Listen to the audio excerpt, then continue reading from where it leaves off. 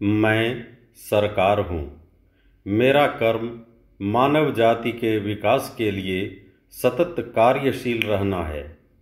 हमारे शास्त्रों के अनुसार भारतवर्ष के कई प्रतापी राजाओं ने देवताओं के अनुरोध पर स्वर्ग जाकर उनके पक्ष में युद्ध किया और आतताई, छली और कपटी राक्षसों का संहार कर स्वर्ग को उनसे मुक्ति दिलाई।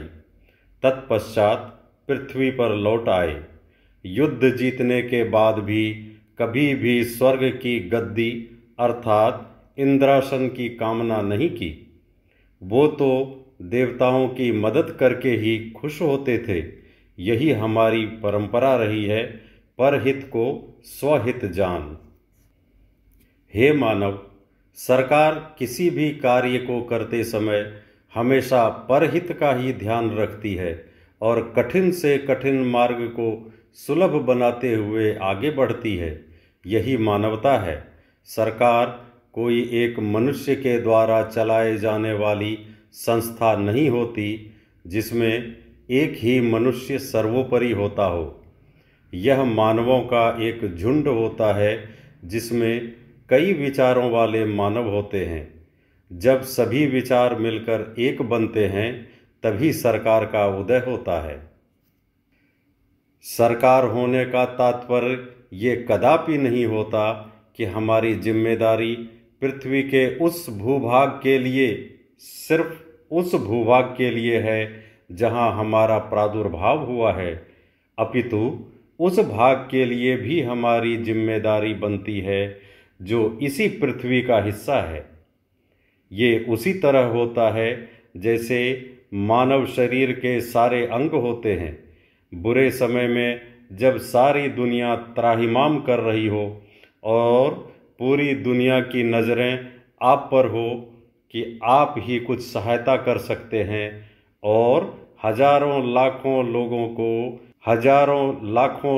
को मौत के मुंह में जाने से बचा सकते हैं, तो सरकार का ये कर्तव्य होता है कि उन्हें निराश ना करे। यही हमने भी किया।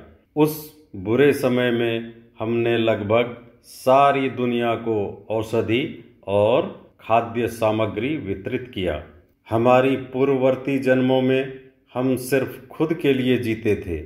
किसी दूसरे से कोई लेना देना नहीं था। परंतु इस जन्म में हमने ये अनुभूति की कि पूरी पृथ्वी ही अपना कुटुंब है, तो फिर उनकी सहायता क्यों ना करें। हमने तो अपने परंपरा का निर्वहन किया है, वह भी परिणाम की चिंता किए बगैर। परंतु कई मानवों को ये बात अच्छी नहीं लगती। वर्तमान में अच्छे कार्य और उसकी सफलता को देखकर ईर्ष्या होना तो एक मानवीय गुण ही है। हर कोई इससे अछूता नहीं रह सकता। कई ऐसे मानव हैं जिन्हें खुद के चेहरे की चमक भी अच्छी नहीं लगती और ये सोचकर घृणा भी करते हैं कि हो सकता है कि किसी पत्थर से टकराकर सूर्य की रोशनी मेरे ऊपर पड़ रही है, इसलिए ये चमक है।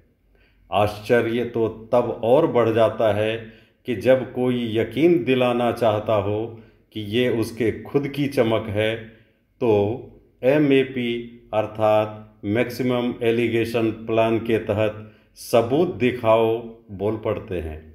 परंतु मैंने भी सोच लिया है कि मैं खुद कोई सबूत नहीं दिखाऊंगा, क्योंकि मैं सरकार हूँ। कुंभकर्णी नींद में सोने वालों को कौन जगा सकता है। मैंने भी ये तय कर लिया है कि ना तो सबूत दिखाऊंगा ना ही जगाऊंगा। हम पर समय समय पर यह भी आरोप लगाया जाता है कि हम कभी समाचारदाता के सामने नहीं आते और उनके प्रश्नों का उत्तर देने से घबराते हैं। अब इन मंदबुद्धि मानव को कौन समझाए कि हर कार्य के लिए कुछ खास नियम होते हैं और कुछ खास व्यक्ति नियुक्त होते हैं।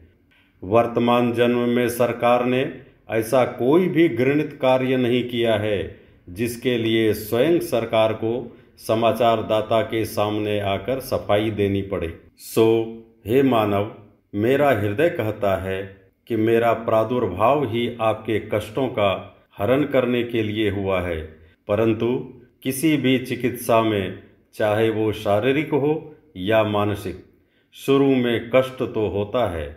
आप अभी वही कष्ट झेल रहे हैं, परंतु विश्वास कीजिए, इस चिकित्सा के बाद आप पूर्ण रूप से स्वस्थ होंगे, ये मेरा विश्वास है। धन्यवाद।